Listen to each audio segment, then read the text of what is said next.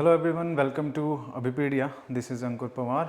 Hope you all are doing well and आज का जो सेशन है काफ़ी इम्पोर्टेंट सेशन है. जैसे कि आप जानते होंगे कि हमारा जो अगर आप पहली बार जो है इस चैनल पर आए हैं, पहले फर्स्ट टाइम जो है वीडियो देख रहे हैं, तो हमारी जो कोशिश है वो कुछ इस तरह से रहती है कि हम टॉपिक वाइज जो है MCQs डिस्कस करते हैं. Like we have started the Indian polity and from onward from this date or this lecture we are going to discuss one by one all the topics of the Indian polity, and we are going to start from in union and its territory.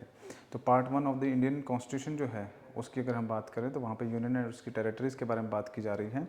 तो उन्हीं topics को हम आज discuss करेंगे. और जैसे कि मैंने पहले भी अपने अदर जो सेशंस है, लेक्चर्स हैं, उनमें बताया है कि हमारी कोशिश कुछ इस तरह से रहती है कि जैसे आज का टॉपिक है, इस टॉपिक को हम स्टडी भी करेंगे और साथ में इसके MCQs जो हैं वो भी करेंगे. MCQs के थ्रू हम अदर बहुत सारे जो एस्पेक्ट है उस टॉपिक के समझने की कोशिश करेंगे. ऑल्दो हमारे लेक्चर्स के अंदर क्वेश्चंस रहेंगे वो लिमिटेड हैं, बट यस उन क्वेश्चंस के अंदर हम एक क्वेश्चन के थ्रू जो अदर बहुत सारे aspect of this particular topic है उनको समझने की कोशिश करेंगे. और उस टॉपिक से रिलेटेड अगर किसी भी तरह का कोई क्वेश्चन बनता है या आता है तो हम वो डेफिनेटली कर पाएंगे ईजिली. क्योंकि होता यही है कि हम टॉपिक समझ लेते हैं लेकिन टॉपिक से रिलेटेड जो MCQs आते हैं एग्जाम के अंदर वो समझने या फिर अंडरस्टैंड कर पाने या उनका आंसर कर पाना थोड़ा सा मुश्किल हो जाता है. क्योंकि क्लास के अंदर आप कितने भी क्वेश्चंस की प्रैक्टिस कर लीजिए, ऐसा ज़रूरी नहीं है कि वो क्वेश्चंस आपको आएंगे, बट यस अगर उन क्वेश्चंस के साथ साथ आप जो वो टॉपिक है उसको भी प्रिपेयर कर लें तो फर्स्ट थिंग कि आपको पता होगा कि टॉपिक से क्वेश्चन किस तरह से आते हैं. And the second thing is कि उस क्वेश्चन के अलावा अगर कोई अदर क्वेश्चंस भी हैं जो उस टॉपिक से बनते हैं तो वो भी हम इजीली अटैम्प्ट कर पाते हैं. तो यही हमारी जो कोशिश है वो रहती है. तो आज हमने जो पॉलिटी है उसको स्टार्ट किया है. तो पॉलिटी के अंदर जो पहला टॉपिक है जो कि part one of the Indian constitution है, that talks about the union and its territory, इसके बारे में बात करेंगे. फिर उसके बाद हम धीरे धीरे करके जो अदर पार्ट्स हैं, अदर टॉपिक्स हैं इंडियन पॉलिटी के, उनके भी लेक्चर्स आपके लिए लेकर आएंगे. तो हमारे साथ बने रहिएगा, चैनल को जरूर सब्सक्राइब कीजिएगा अगर फर्स्ट टाइम यहाँ पर आए हैं. तो चलिए शुरुआत करते हैं. इससे पहले आगे बढ़ने से पहले एक इंपॉर्टेंट इन्फॉर्मेशन आपके लिए, अगर आप CDS एग्ज़ाम की तैयारी कर रहे हैं तो उस केस में अबीपीडिया की तरफ से आपके लिए जो कोर्स है वो लॉन्च किया गया है. ठीक है, इस कोर्स के अंदर अगर मैं बात करूं तो आपको काफ़ी सारी चीज़ें, जैसे कि यहाँ पर आपको एक कॉम्प्रिहेंसिव स्टडी मटेरियल जो है वो प्रोवाइड किया जाएगा अबीपीडिया की तरफ से, और लाइव एंड रिकॉर्डेड क्लासेस आपको यहाँ पर मिलेगी. लाइव और रिकॉर्डेड अगर आप लाइव चाहें तो लगा सकते हैं, अगर आप वर्किंग प्रोफेशनल है या कहीं और बिजी होते हैं तो आप रिकॉर्डेड सेशन भी जो इजीली उसको देख सकते हैं. और ऐसा अगर आपका रिकॉर्डेड क्लासेस भी अगर आप लगाते हैं तो उस केस में आपको स्पेसिफिकली जो डाउट सॉल्विंग सेशन है वो भी अलग से इस कोर्स के अंदर अवेलेबल होंगे. मान लीजिए आपने कोई रिकॉर्डेड सेशन लेक्चर देखा है, उसमें अगर आपके पास कोई डाउट है तो आप लाइव में होते तो पूछ सकते थे, बट अगर मान लीजिए रिकॉर्डेड में आप पूछते हैं तो उस केस में आपके लिए क्या होगा कि डाउट सॉल्विंग सेशन भी अलग से अवेलेबल है. तो आप वहाँ पर भी जो है क्वेश्चंस जो अपनी क्वेरीज है पूछ सकते हैं. एक्सपर्ट फैकल्टी की आपको गाइडेंस अवेलेबल होगी. Mock test and practice paper, किसी भी एग्जाम के लिए mock test and practice paper जो होते हैं वो काफ़ी इंपॉर्टेंट होते हैं. दैट्स वाई यहाँ पर आपको मिलेंगे और फ्री मेंटरशिप आपको यहाँ पे प्रोवाइड की जाएगी. अगर आप हमारी वेबसाइट को विजिट करना चाहते हैं तो आप कर सकते हैं. आपको डिस्क्रिप्शन में लिंक भी अवेलेबल होगा जो कि abipedia.abhimanyu.com के नाम से आपको मिल जाएगी. इसके अलावा हमारे कॉन्टैक्ट नंबर है 7837773651. आप इस पर भी कॉन्टैक्ट कर सकते हैं. जो भी एग्ज़ाम से रिलेटेड या कोर्स से रिलेटेड इन्फॉर्मेशन आपको चाहिए यहाँ पर अवेलेबल होगी. ठीक है, मैं एक बार फिर मेंशन कर देता हूँ. जो नंबर है वो है 7837773651.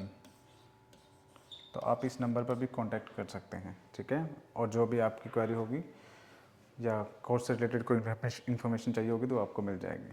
चलिए आगे लेक्चर की शुरुआत करते हैं. देखिए, सबसे पहले सबसे इम्पोर्टेंट चीज़ ये कि हमारा जो इंडिया है, भारत के अगर देश की बात करें तो we are govern by a constitution. हमारा जो संविधान है उसके हिसाब से हमारे जो देश है वो गवर्न करता है, उस हिसाब से हमारा जो देश है वो चलता है. अभी इस संविधान की अगर बात करें तो जो हमारी कॉन्स्टिट्यूंट असेंबली थी उसने ये संविधान का निर्माण किया था और उसके बाद ये देश के ऊपर लागू हुआ था. और इस संविधान के अंदर अगर देखा जाए तो आप पॉलिटी जब पढ़ेंगे तो आप उसमें जानेंगे कि इंडिया का जो कॉन्स्टिट्यूशन है वो lengthiest constitution of the world है. एंड द रीज़न इज़ कि क्यों सबसे lengthiest constitution of the world है, बिकॉज ये जो कॉन्स्टिट्यूशन है ये बहुत ही सिस्टमेटिकली, बहुत ही सोच विचार करके डिफरेंट बहुत सारी जो मीटिंग्स हैं उसके बाद ही बनाया गया. हमारे देश में एक छोटी सी चीज़ जो आपको देखने को मिलेगी वो ये कि ब्रिटिशर्स हमारे यहाँ पर लगभग 200 साल राज करके गए हैं, ठीक है। उसके बाद हमने उस हिस्ट्री से सीखा है, उस हिस्ट्री से हमने क्या सीखा है कि कौन कौन सी गलतियाँ जिनकी वजह से ब्रिटिशर्स जो हैं हमारे इंडिया पर इजीली जो कब्जा है कर पाए, ठीक है। उनमें से पहली और सबसे इम्पॉर्टेंट चीज़ ये है कि क्योंकि उस समय जो हमारा पूरा देश था, उस टाइम पे एक्चुअली में कंट्री वाला कंसेप्ट तो नहीं था, छोटे छोटे जो एरियाज़ थे वो प्रिंसली स्टेट्स थे या फिर जो शासन थे अलग अलग, जैसे हैदराबाद हो गया, बंगाल हो गया, पंजाब, सिंध, उसके बाद आपका मराठास हो गया, इस तरह से अलग अलग आपके बहुत सारे एरियाज़ थे और वहाँ पे इंडिपेंडेंट रूलर जो थे रूल किया करते थे। सो उस टाइम पे कंट्री वाला कंसेप्ट था नहीं, ठीक है। बट हमने ये सीखा इन 200 सालों के अंदर कि अगर हम इंडिया को जोड़ के रख पाएँ, इंडिया को इकट्ठा रख पाएँ, तो उस केस में इंडिया एक बहुत ही स्ट्रॉन्ग पावर जो है वो बनती हैं। तो इसी चीज़ को ध्यान में रखते हुए जो कॉन्स्टिट्यूशन मेकर्स हैं उन्होंने कॉन्स्टिट्यूशन का निर्माण किया, संविधान को बनाया, और संविधान के अंदर जैसे उन्होंने बहुत सारे इंपॉर्टेंट आर्टिकल्स डाले, उसी में अलग अलग पार्ट्स डाले और पार्ट्स के अंदर आर्टिकल्स डाले। तो उसी पहले पार्ट में जो सबसे मोस्ट इंपॉर्टेंट सबसे पहला पार्ट है वो आपका part 1 of the Indian constitution है, जो कि बात करता है किस बारे में, यूनियन एंड इट्स टेरिटरी के बारे में। अब आपने एक नए देश की शुरुआत हो रही है, ठीक है। आफ्टर इंडिपेंडेंस आपके देश की नए की शुरुआत हुई, और जब नए देश की शुरुआत हो रही है तो उसमें आप सबसे पहले क्या चीज़ मेंशन करेंगे? आप सबसे पहले यही मेंशन करेंगे कि जो जो देश है, जो कंट्री है, ये किस किस चीज़ से मिलके बना है, क्या क्या चीज़ें इस कंट्री के अंदर आती है, ठीक है, वो आप सबसे पहले मेंशन करेंगे। क्योंकि एक जोग्राफिकल एरिया होगा ऑब्वियसली कंट्री का, तो आपको वो बताना ज़रूरी है कि वो जोग्राफिकल एरिया क्या है, ठीक है। तो बड़े ही डिटेल में इसके ऊपर जो है हमारे कॉन्स्टिट्यूशन के अंदर मेंशन है। तो जो part 1 of the Indian constitution है, it talks about the union, मतलब जो सेंटर में है, केंद्र में है यूनियन, एंड इट्स टेरिटरीज, बहुत सारी जो आपकी टेरिटरीज है अलग अलग, उनके बारे में। तो उसी के ऊपर सबसे पहले जो आपको देखने को मिलेगा वो क्या है, name and the territory of the union. Article 1 of the Indian constitution जो बात करता है, that is India, that is Bharat shall be union of states. अब यहाँ पर आप एक चीज़ नोटिस करेंगे कि जो हमारी कंट्री है इसको दो नाम से संविधान के अंदर बताया गया है। पहला क्या है, इंडिया, और दूसरा है भारत। तो क्वेश्चन आ सकता है एग्ज़ाम के अंदर कि कौन, जो इंडिया है हमारे या फिर हमारा जो देश है, आवर कंट्री, इसको किस किस नाम से हमारे कॉन्स्टिट्यूशन के अंदर मेंशन किया गया है। तो संवैधानिक नाम कौन कौन से हैं, तो आप देखेंगे दो ही नाम हैं, पहला इंडिया है एंड दूसरा भारत है।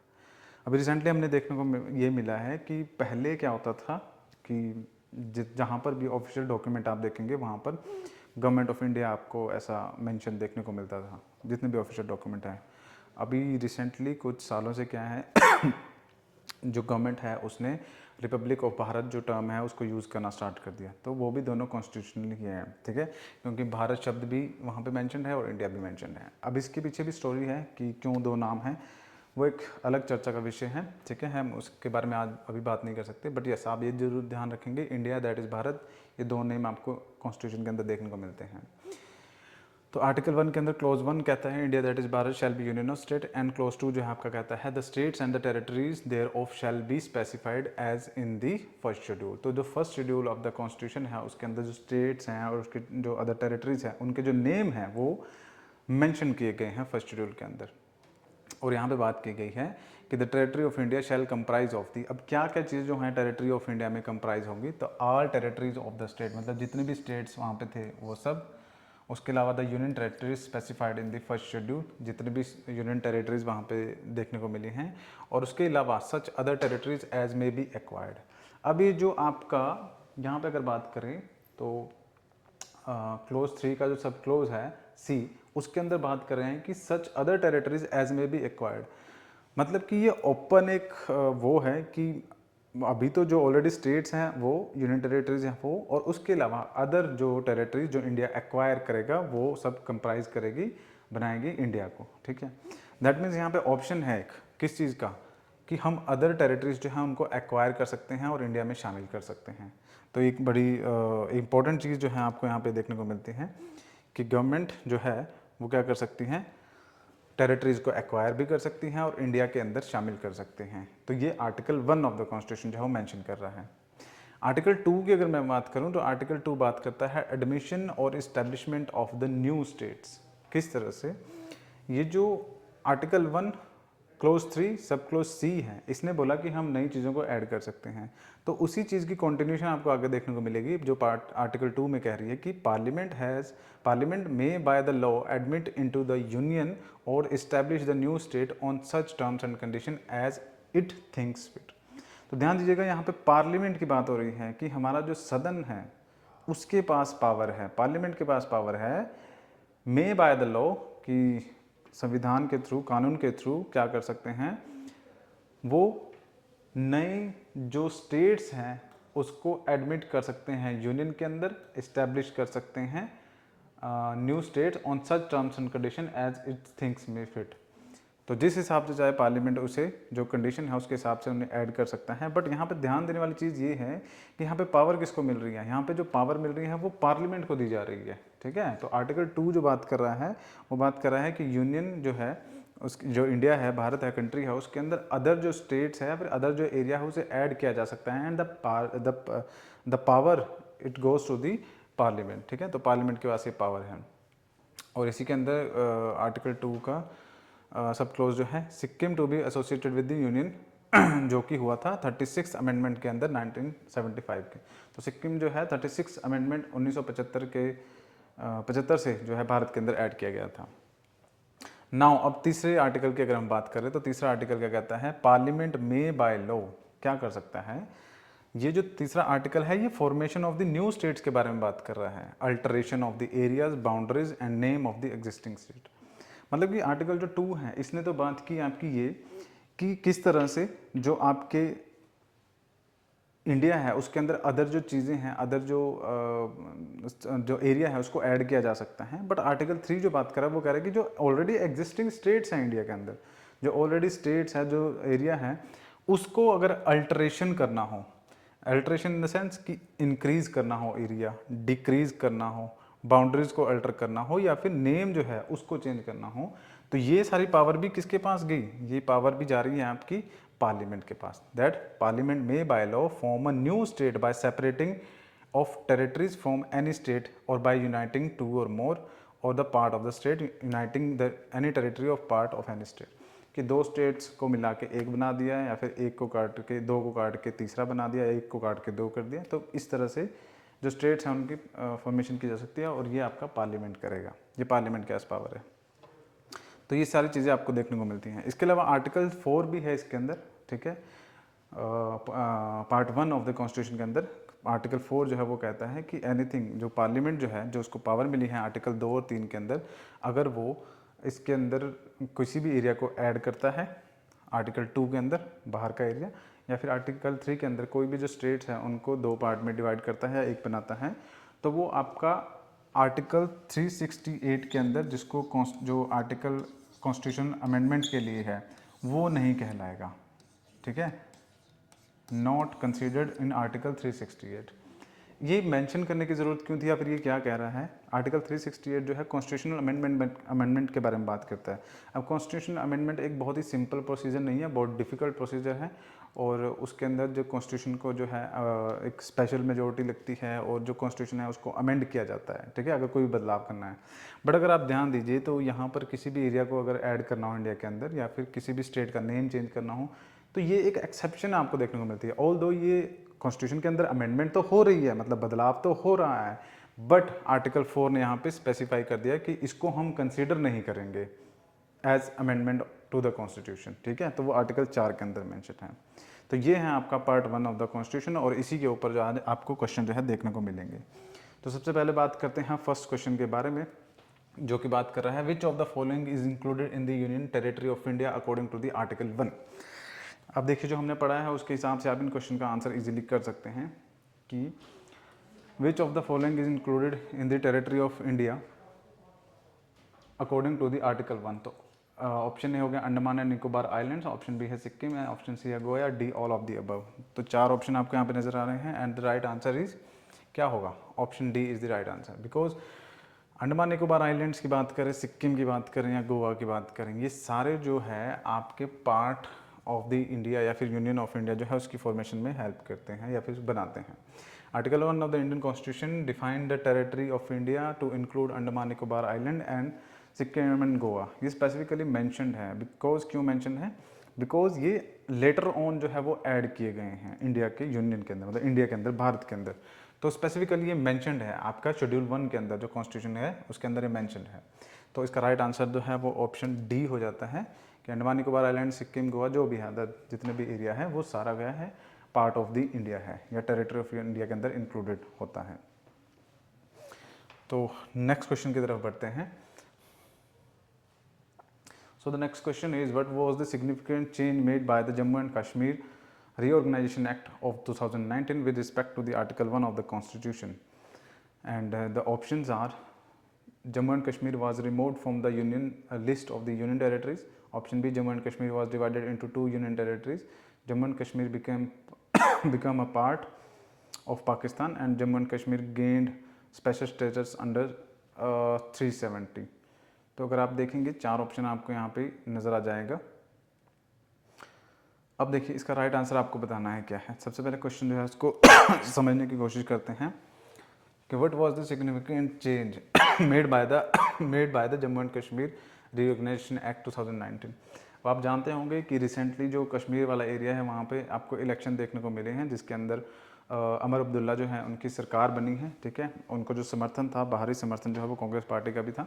ठीक है, तो ये रिसेंटली इलेक्शन हुए थे कश्मीर के अंदर। अब देखिए एक टॉपिक इम्पोर्टेंट है क्योंकि कश्मीर जो है एक हॉट टॉपिक बनता है इंडियन पॉलिटिक्स के अंदर, इवन इंटरनेशनल पॉलिटिक्स के अंदर कश्मीर जो है एक बहुत ही इंपॉर्टेंट मुद्दा बनता है, क्योंकि बार बार पाकिस्तान जो इस मुद्दे को उठाता रहता है। तो यहाँ से क्वेश्चन आने के चांसेस काफ़ी ज़्यादा बनते हैं।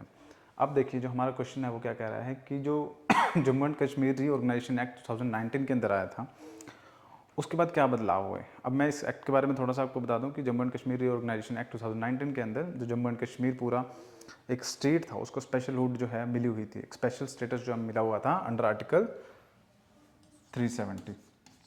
ठीक है, तो जम्मू एंड कश्मीर को इंडियन टेरिटरी के अंदर शामिल करना या उसकी जो स्टोरी है वो एक अलग विषय है चर्चा का। ठीक है, किस तरह से जम्मू कश्मीर को ऐड किया गया, क्योंकि इनिशियली जो आपकी कुछ पूरा इंडिया को जो एक यूनियन में कन्वर्ट किया जा रहा था तो उस दौरान क्या था, 3 एक ऐसे एरिया थे या प्रिंसली स्टेट्स थे जो इंडिया के साथ समर्थन, मतलब इंडिया के साथ होना उन्होंने उस टाइम पे डिसाइड नहीं किया था, जिसके अंदर जम्मू एंड कश्मीर वाला एरिया आ जाता है, जूनागढ़ आ जाता है और हैदराबाद आ जाता है। तो इन एरियाज़ को बाद में धीरे डिफरेंट एक्शंस के थ्रू इंडिया के अंदर शामिल किया गया था। उसी दौरान जो जम्मू कश्मीर है उसे भी ऐड किया गया था, बट यहाँ पर जम्मू कश्मीर को जब ऐड किया गया था तो उसको एक स्पेशल स्टेटस दिया गया था। कॉन्स्टिट्यूशन के अंदर ये मेंशन था अंडर आर्टिकल 370 कि जो जम्मू कश्मीर है उसको एक स्पेशल स्टेटस दिया जाएगा। अब ये जो स्पेशल स्टेटस था, इस स्टेटस को या फिर इस कंडीशंस को यहाँ पर जम्मू एंड कश्मीर 2019 के अंदर रीऑर्गेनाइजेशन जो एक्ट था वो ख़त्म कर दिया गया।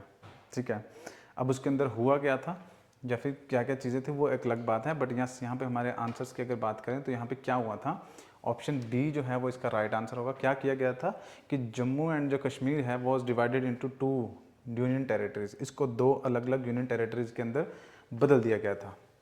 With the Jammu and Kashmir reorganisation act of 2019 Jammu and Kashmir was reorganised into 2 union territories, Jammu and Kashmir with a legislative assembly and Ladakh without a legislative assembly. This was a significant change after the abrogation of Article 370 कि 370 को हटाया गया और उसके बाद इस तरह से जो चीज़ें हैं वो की गई थी। ठीक है, तो आई होप यहाँ पे चीज़ें आपको समझ में आ गई होगी। तो इस क्वेश्चन का जो राइट आंसर है वो ऑप्शन बी है। ठीक है,